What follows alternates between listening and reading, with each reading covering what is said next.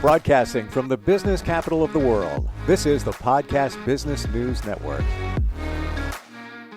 And welcome back. Going to talk about something today that you hear this word, but many people throw it freely around and don't truly understand what the word means, and that is triggered. Somebody says, yeah, I got triggered by that, or that, yeah, that's a trigger for me. What exactly is this thing called a trigger? It can be very impactful. It can freeze you in your steps. It can set you back. We're going to talk about that today. She helps people have these realizations all the time with therapy. Doesn't matter who you are. So many things that I've realized in speaking with her over these podcasts. Susie Engel is back with us. How are you doing today? I'm great, Steve. How are you? At the moment, not triggered, and I'm grateful for That's a good that. thing. But even if you are, you're going to understand that differently by the end of this podcast. I think so. How do you define a trigger? So I think it could be a thing, it could be a time of day, it could be anything unconscious that unconsciously reminds a person of an event or maybe an experience that was unpleasant or a traumatic experience. And so it could be just like an odor, it could be a sound, it could be colors, it could be a person and the tone of voice, Mm. or a person and how they're speaking, or it could be a subject matter. But whatever it is, I mean, I always tell every client, whether it's a child, adolescent, or adult here, I always say this story. If we were friends and we went on a picnic together and I made our favorite sandwiches, let's say like turkey, cheese, whatever it is, with all the condiments that you love, Mm. and favorite cookies and favorite something to drink, and it's a beautiful day like today, we could look out the window. I have beautiful windows here at my office. The sky is a certain blue, the temperature, we may smell something like either springtime flowers Mm. blossoming or leaves falling, like autumn smells, and the breeze and temperature. And then we have a great time, and it's almost time for us to go. And I get stung by a swarm of bumblebees.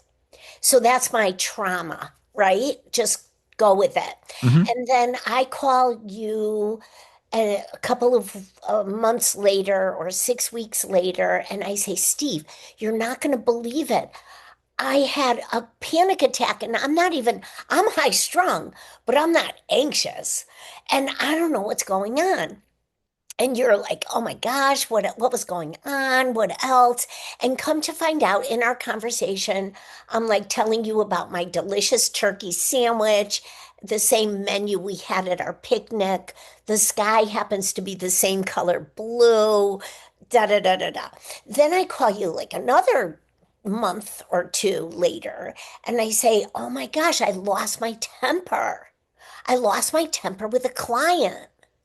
And you're like, what is going on? And so the sky is the same color, the smell of the fall leaves or the spring flowers or the birds chirping, all these sensory things are unconscious, right? So Mm. this is just one example of how I could be triggered.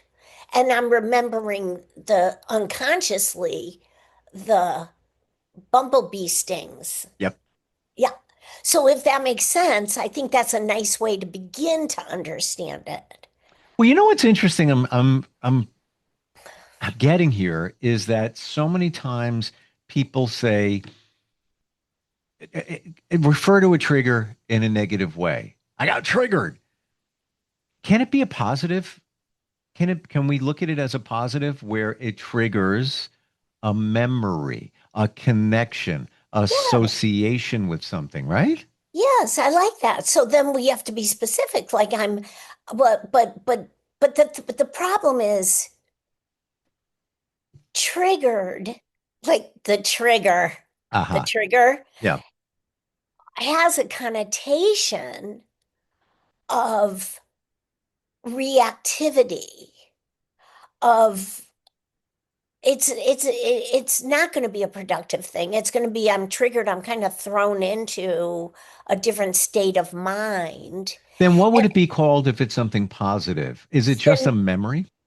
like a good memory, a resourceful memory is I feel really energized by this. I mean, we all talk like that. I feel so stoked by this. I feel renewed by this. I mean, there are lots of great things, but maybe we could use trigger in a positive way too. I don't think everything is negative and positive, but I do think that feeling triggered, maybe it is either way because it's all unconscious. Right. And So it's triggering a a memory of fond memory. something. Right. Yes. So it's not always, and I don't think everything is always binary like that. We've talked about that all the time, Yeah. the two of us.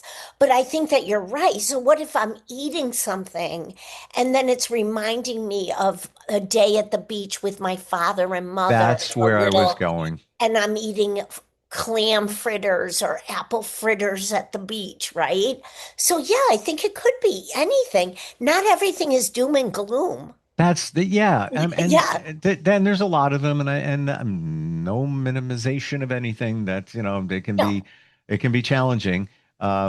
But I like like it. I like that broader sense of it. And I also like that you're bringing up what conjures positive, unconscious connections. like you mentioned, Love it. your father and mother. I I'll have a chocolate shake occasionally, and it triggers a memory of my father when I would see him, and I was like 3 or 4 at that time. He would bring a chocolate shake. So it brings back Yeah, a memory for me. right. Side note, whether you believe it or not, it just stuff rolls off my head. I spoke to a psychic once, and I'm close with them, and I believe I've seen. I'm skeptical, but I've seen out of nowhere, the psychic said, "What's up with the chocolate shakes and your father?" And I forgot about it until I thought about it. No, there's some with the chocolate shakes. Tell me about that. There's no way they would have known. And they That's brought that up, funny. and then it reminded me. So now, and then I always wondered, like, why do I like chocolate shakes? That's got to be why it triggers a memory. I could even tell you where I was living at the time. The memories are there. So I think And the it triggers. connection, Yes. it's the connection. Yeah. It's the connection. But yeah, yeah, yeah. But It's beautiful. certainly there are triggers of things that are impactful, challenging, that can set us off in many different ways. It's just a different Yeah. different trigger. I don't know. I just don't know if I would use the word. I mean, I know when I'm triggered I just got off the phone with an insurance company for work, and it took a little digging to figure out what was going on, but I didn't want to just fold about it. I really wanted to be informed because I didn't know opening a private practice in psychotherapy and specializing in trauma with people of all ages would make me an expert in insurance. But I am so good at insurance. It's incredible. Oh, I'll bet. And Like oh, all what my doctors are like, we love you. We don't have to explain anything to you. and that insurance could trigger anybody at any time, and it could be talking to. All right, let's go with the insurance. You're Yeah, talking to an insurance representative. A lot of times there's challenge there in getting things approved, et cetera, et cetera. That could even trigger a conversation you had back in the day where you feel that you're not being heard, definitely, right? definitely. Yeah, yeah, And that could set you off, yeah, and then yeah. you take it But out on the insurance but rep. that brings up the next part of us understanding this. So I can be triggered by that. I mean, personally, I wasn't. I tried to have patience. Remember last podcast, we talked about patience, which we could do another podcast about patience. For But sure. also the person on the phone was productive. I mean, when we call our cable companies and then they loop us on their voice prompts and things like that, and we pay a lot No. for our cable companies and internet services and things like that, it can become very aggravating, but we have to be able to cope with that. It's Yes. aggravating. I'm not minimizing it, but we also have to find the best ways for us to cope with it rather than reacting to our triggers. 100%. Well, that's where you come in in dealing with that. And there's so many, like they were coming back in my mind here of either me or friends. I have a friend, this is fairly recent. I have a friend who is with someone and he realized all he had to say was the word porn. That's it. And And triggered her. yeah, Like she like lost it. And he did a little bit of research, asked her, when she came down, what it was. She was in a previous relationship or two back where the person she was with would ignore her and watch pornography. And that was her trigger. So even if you just said the word, it was just like, it, oh, like I better get rid of him. I better run from the yes, relationship or whatever yeah, it was. yeah. Well, then this is what happens here. Then I'll have a client come in and say, "Oh my gosh, I realize that my daughter-in-law is easily triggered and I have to be so careful." And I Mm, tell my clients, no, that is not the mm, idea. The idea is not that we wouldn't intentionally push people's buttons, but sure. how do we know all the things that another person is triggered by? And it's the daughter-in-laws or the girlfriend, your friend's girlfriend or partner, or whoever this is. It's her job to figure out how to cope with the word porn. Yeah.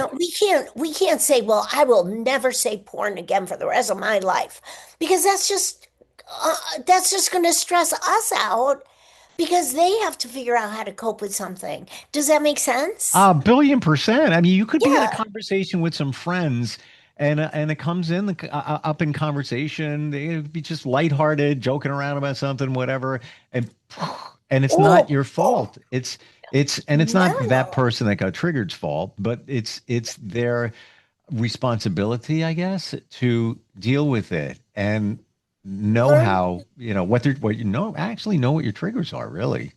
Yes, Mhm. and learn where did they come from and what's the root of them. I mean, a lot about EMDR and lots of trauma work is get at the root of it.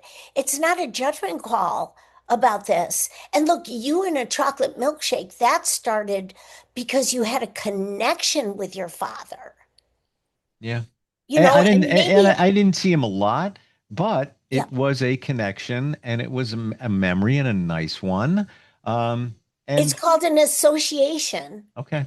Mm, Just like if the color of the sky is the same, I mean, well, you know, yeah. But we can't, I think that people get so mixed up that when they feel triggered, their reactivity, without them realizing, their reactivity causes their nervous system, that fight, flight, I'm ready to, you yep. know, and then like this partner of your friend or girlfriend of your friend, she just kind of acted probably aggressive or freaked out with hearing the word porn when it wasn't even the same context. And Exactly. I've had that with families. Like I'll be working with an entire family, and the father will have a reaction to me all of a sudden because I'm bringing things up and I'm bringing honest Ooh, issues up. And sometimes I'll say, so and so, I don't know exactly what's happening because we haven't worked long enough for me to know, but it seems like you're having an unconscious reaction to me as a woman. I don't know if it's about relationships with mothers, grandmothers, yep. aunts, or your wife who's sitting with us with their kids. But I said it straight up, and he kind of like, oh, whoa, Did he whoa. acknowledge that where it could have been coming from, why he got a little agitated? Well, no, but he stopped acting that way toward me. Okay. Okay. All right. So, I It, mean, which and it could benefited be me. that the other thing is we never know what they are. So in that situation where he was reacting to you, he could have issues connected to his mother back in the day, issues to another woman. A Could have been a boss, a boss. boss in the military. Who knows what it was, Who knows? right? But he was open enough to take it in Hmm. and shift a little during that. And then I think we must have, I mean, this is years ago. I worked with that particular family, and I think he brought it up a few sessions later and discussed it. And then his wife, the mother, they're parents of the kids, and the kids kind of brought it up too, like, oh yeah, this does seem to be a pattern, which might have aggravated the father. But Oh, it's good work. Well, people come here for personal development. It's not a stigma. It's not a shaming thing. no, not at We all. have to look at this stuff. And I We hate to know say this, ourselves but better. it's not your problem. It's your that doesn't mean that you don't have understanding, respect for the other person's challenges there. But a lot of times we take somebody else's trigger and we feel like, look what I did. I set them off. But No, it's not true. And that's right, a right. great awareness for people to be able to say, wait a minute, I can separate myself from this, because the whole it's my fault or what did I do, that goes back to the whole self-worth thing that starts, and we've talked about that. And Yeah. we'll have to talk about it forever because it's a thing. So let's say it's a thing. It's a thing. That's Uh, really professional of me. professional terminology coming from Susie Engel. Let's say you're with somebody, they get triggered, and whether you said something, did something, or you're just in their presence and something made a connection to their subconscious and a past. What do you do? What should I you do? How do you I would support them? I would say, huh, wonder what's going on. Do you That's what I s- would do. physically do you say something to them? I mean, I would say that right out that in the moment. I mean, the issue is, and this is a whole nother podcast, the issue is most people don't speak up in the moment. I have a lot of experience. I have a lot of also just kind of raised and encouraged in my whole life to speak up or be in the moment and things like that. So it's not like I bottle things. So I would say I wouldn't be um, offensive, but I think I might say if it were a friend of mine and we were out and something happened, I would say, gee, I really might say, huh, I wonder what's going on. Yeah. Like just out of curiosity, because they Yeah. don't know. Mm. So, but I wouldn't brush it under, I wouldn't cower away from it. Right, right. You just you're there for them. That's it. I wonder what's Yeah. going on. You all right? I wouldn't say, are you all right, though? Ooh, But that's okay. just me. Um, But you that's know just what? me. That's I, just but me. I'm fully understanding what you mean by that, and I wouldn't say, "Are you all right?" It depends on the person. Yeah, because that could be, It could go in different ways. yeah. If you are close with somebody, they feel safe with you. I think it's okay to say it, but you wouldn't just, your friend gets triggered and they're flipping out like, hey, yeah, what's going on there? Are you okay? That would be double downing on the triggerer. Yes, You know what I'm saying? I totally got it. Yeah, Yeah. it's almost like you poked the nest once again, Mhm. unintentionally, but it came from a good place. Yeah. Um, got about a minute or so left. Anything else you want to say about triggers? No, I just think it's really just the truth about our nervous system, or how our brain has, or nervous system has so many different structures, and triggers happen through association, so good or negative, right? Associations, but most triggers cause us a reactivity that we probably don't feel good about. And then the job is, how do I cope with my triggers? Not, it's your job never to trigger me again. And I think that's where the confusion for an average person comes in is just like, how does this person not realize that this would trigger me? And how would we realize that if it's so unconscious for yourself? So rapid fire questions. Here we go. Oh, No, it's all good.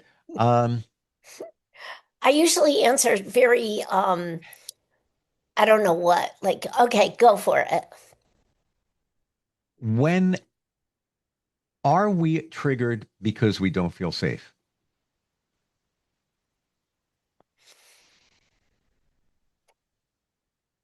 Well, I mean, I wouldn't use the word safe, but I think we are triggered because of some traumatic experiences. And I don't know if that's always safety. It could be feeling demeaned. It could be abuse of some sort. I mean, I don't know. I don't know. And I don't mean the, Yeah. the chocolate shake thing But it that does raise the nervous system like we're not safe, like we're being threatened. like even, Threatened. Use that word okay, instead of safety. all right. But I'm, Are we triggered because we're threatened unrealistically? Yes. I part of just me, don't like using the word safe for everything personally. I, and I, Just like, and I understand, and I'm trying to dissect it, looking at it, pull it apart, just like rip it apart. Let me see, look a little deeper into it. But even if it's something as, again, not minimizing, but it's less traumatic trigger.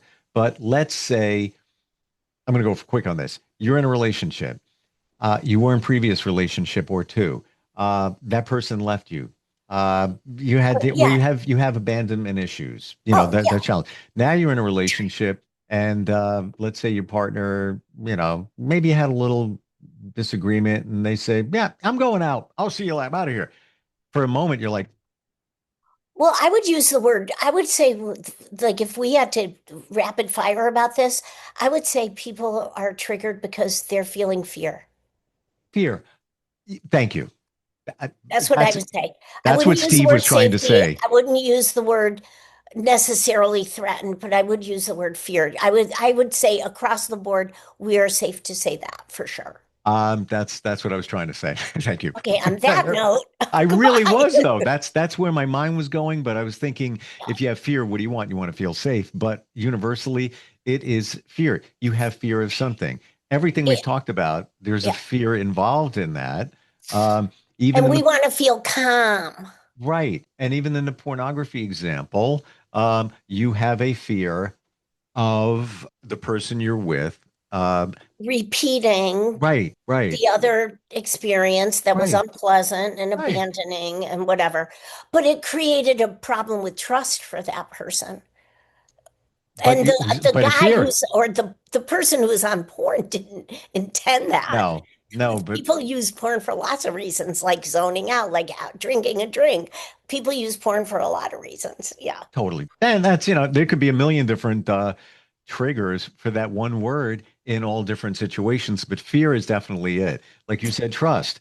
Fear's What the fear is fear's the the underlying foundation. Yeah. for Right. triggers. Yeah. Oh boy, And so much we got going on here. Share your website with everybody if they're experiencing, some yeah, look, challenges, triggers, come and to things my like that. website. It's Susan Engel -LCSW.com. Angle ENGEL. Yes. And listen, if you want to reach out, instantfeedbacksteve@gmail.com. You have, even if you want to keep it anonymous, you have a question, wondering about Yeah. something, we're here. That's good for us. Yeah, Yeah. we love We like that spontaneity. yeah, ripping things apart Yeah. and kind of, put them back together again. Yeah, it's all good. Thank you for today. It's so Thank you, amazing. Steve. We Thank go you, in so many everybody. all these different directions, but the end result is Well, better understanding. yeah, and it makes sense. Yeah. Absolutely. All right, we'll catch up soon. Appreciate it. We'll be right back.